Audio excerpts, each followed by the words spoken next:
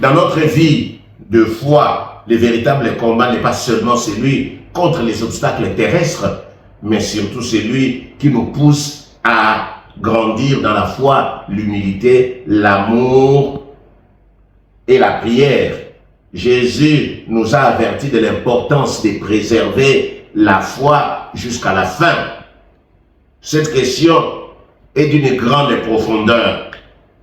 Nous devons faire l'introspection pour s'engager de manière spirituelle et sincère. Chaque jour, nous devons combattre, nous devons lutter pour préserver ces vertus dans un monde où elles sont souvent mises à l'épreuve. Ce combat intérieur est essentiel avec Dieu et pour notre témoignage auprès des autres. Parle-nous au nom de Jésus. Amen.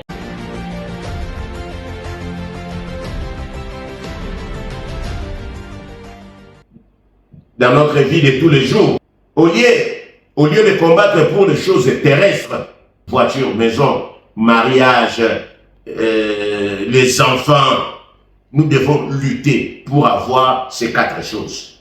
La foi, l'amour, l'humilité, la vie des prières, qui est un chemin spirituel qui enrichit notre vie et nous approche de Dieu. Nous étions en train de dire tout à l'heure, il y a des gens qui combattent tous les jours. Seigneur, donne-moi le mari, donne-moi l'argent, donne-moi Seigneur, donne-moi les choses terrestres, donne-moi des yachts, donne-moi les avions, je vais voyager, donne-moi les enfants. Ce n'est pas mauvais, nous avons besoin des enfants, nous avons besoin de toutes ces choses. Mais nous devons lutter tous les jours, combattre pour ces 4 choses. D'abord la foi, l'amour, l'humilité et la prière. La foi, pourquoi la foi? C'est avec la foi que nous pouvons faire confiance en Dieu, même quand nous ne voyons pas clairement le chemin. Alors, pour nourrir notre foi, il est essentiel d'avoir une relation avec Dieu. D'où il faut méditer la parole de Dieu, lire les Écritures et même participer à des différents services dans la communauté. Et en même temps, nous devons savoir que nous aurons des épreuves. C'est à travers les épreuves que notre foi grandit. C'est au travers des épreuves que nous allons dépendre totalement de Dieu. Je dirais à quelqu'un, le fait de venir à l'église ne fait pas de nous des chrétiens. Mais nous devons donner notre cœur à Dieu. C'est en donnant le cœur à Dieu que nous allons dépendre de lui, nous allons marcher avec lui et c'est là où nous allons apprendre à nous abandonner à lui.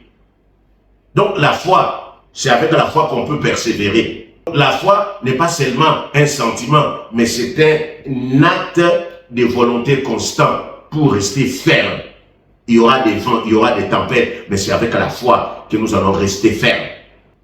Malgré les doutes, malgré les défis, il faut la foi. Et Dieu nous avise, quand le Fils de l'homme viendra, trouvera-t-il la foi sur la terre? Luc 18, verset 8. Quand le Fils de l'homme viendra, trouvera-t-il la foi sur la terre? Donc, nous avons besoin de la foi.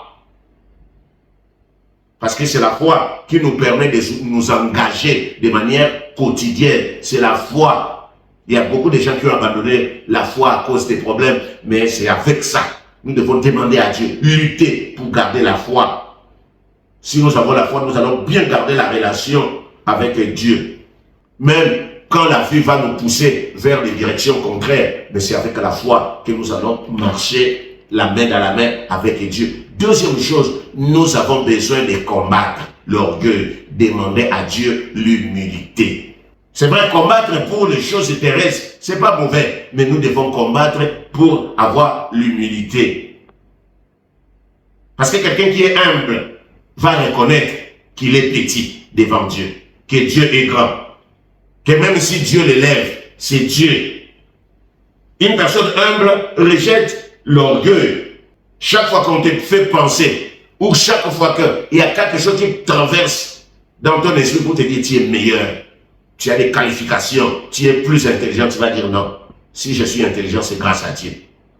Si je suis meilleur, c'est Dieu qui m'a donné ces qualifications. Donc on va rejeter l'orgueil pour élever Dieu. On va rejeter l'orgueil pour élever l'autre. On va considérer l'autre comme étant supérieur. Avec l'humilité, nous remportons la victoire sur l'orgueil. L'orgueil qui est l'ennemi de l'homme. C'est que l'ennemi, le diable sème dans la vie des hommes, c'est l'orgueil. Parce que lui, il a été chassé du trône. Lui qui était un archange, mais il a été chassé à cause de l'orgueil. Maintenant, sur cette terre, il doit s'aimer l'orgueil dans la vie des hommes pour qu'il soit chassé aussi du paradis de Dieu. Donc nous devons demander à Dieu l'humilité, considérer l'autre comme étant supérieur, comme je disais dans Philippiens chapitre 2 au verset 3. L'humilité nous permet de reconnaître nos limites. Même si je suis performant, mais je suis limité. Il n'y a que Dieu qui peut m'aider. Là où je suis médecin, professeur, ingénieur, juriste, entrepreneur, entrepreneuse, il n'y a que Dieu. Un orgueilleux va penser qu'il peut tout faire. Il ne va pas reconnaître ses limites, non. Pour cultiver l'humilité, nous devons reconnaître que nous sommes des hommes, que nous commettons des erreurs. Et nous allons être ouverts aux conseils, aux critiques. Il y a des gens qui n'acceptent pas les critiques. Nous devons accepter cela. Surtout quand ce sont des critiques constructives. Il y a des critiques juste pour vous embêter. Mais quand c'est des critiques constructives, on doit accepter. Nous devons éviter de juger et de nous comparer aux autres. Parce que c'est avec l'orgueil te fait croire que tu ne vois pas, que tu dépasses l'autre. Toi, tu es plus intelligent, tu es plus beau, tu es plus belle. Regarde, tu vas commencer à minimiser les gens. Mais avec l'humilité, on ne va pas se comparer, on ne va pas juger les autres. Quelle que soit la grandeur, quel que soit l'argent, la beauté que le Seigneur va donner, on va toujours se rappeler que c'est Dieu qui a fait que je sois comme ça. Et on va bien garder sa place en tant qu'humain. Donc c'est important. Tu veux les enfants. Si tu n'es pas humble, quand l'enfant va commencer à faire des caprices, tu vas les balancer. Le mari, les gens pensent que le mariage c'est la fête. Le mariage c'est pas la fête. Le mariage c'est cette vie-là. Mais vous allez rencontrer des personnes compliquées. La personne qui aime les climatiseurs, toi tu ne supportes pas les climatiseurs. La personne qui aime le riz, toi tu aimes le pain. Alors, il faut l'humilité pour rester dans un mariage. Sinon, s'il n'y a pas l'humilité, les gens vont divorcer, même les enfants ne seront pas bien éduqués, on va gaspiller même le travail, les employés vont être minimisés à tout moment. À un moment donné, nous devons combattre pour avoir cela, c'est l'amour. Deutéronome nous parle de l'amour, nous devons aimer Dieu, aimer les prochains, nous aimer nous-mêmes. La Bible nous rappelle encore que dans les épîtres, je vous donne un commandement nouveau. Aimez-vous les uns les autres. Donc, l'amour est le cœur du message spirituel. Avec l'amour bien aimé dans le Seigneur, on chasse les ténèbres. C'est l'amour qui éclaire notre chemin.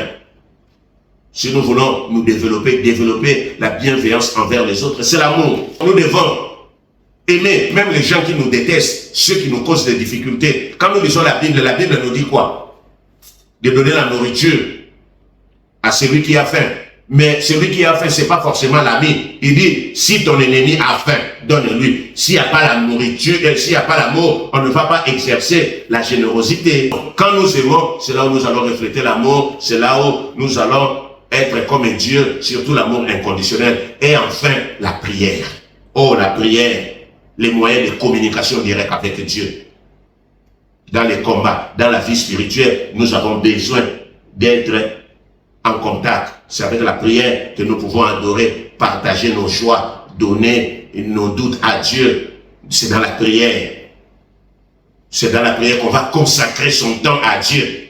Parce qu'il y a des gens qui disent qu'ils aiment Dieu, mais ils ne consacrent pas leur temps à Dieu. Nous tous. Mais quand nous faisons des prières sincères et réfléchies, nous nous donnons le temps de nous consacrer à Dieu. Sans se précipiter, c'est là où Dieu est fier de nous. La prière peut être spontanée, la prière peut être à tout moment, pendant que vous marchez, vous priez, vous conduisez votre voiture, vous priez. Ça peut être structuré, ça peut être moins structuré, mais l'essentiel, c'est parler à Dieu, écouter Dieu.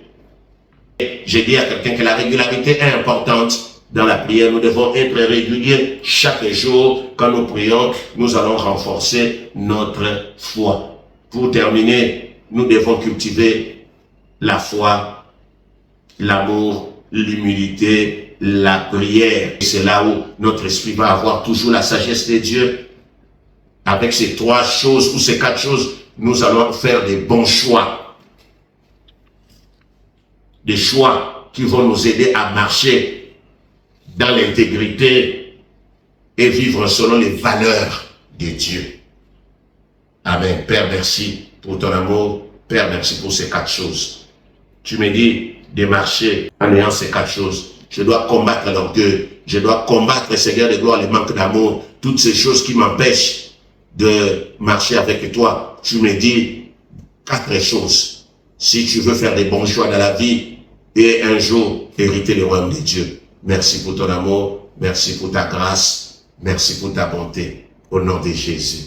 Amen. Soyez bénis. Que le Seigneur vous bénisse abondamment. Nous vous aimons. Amen.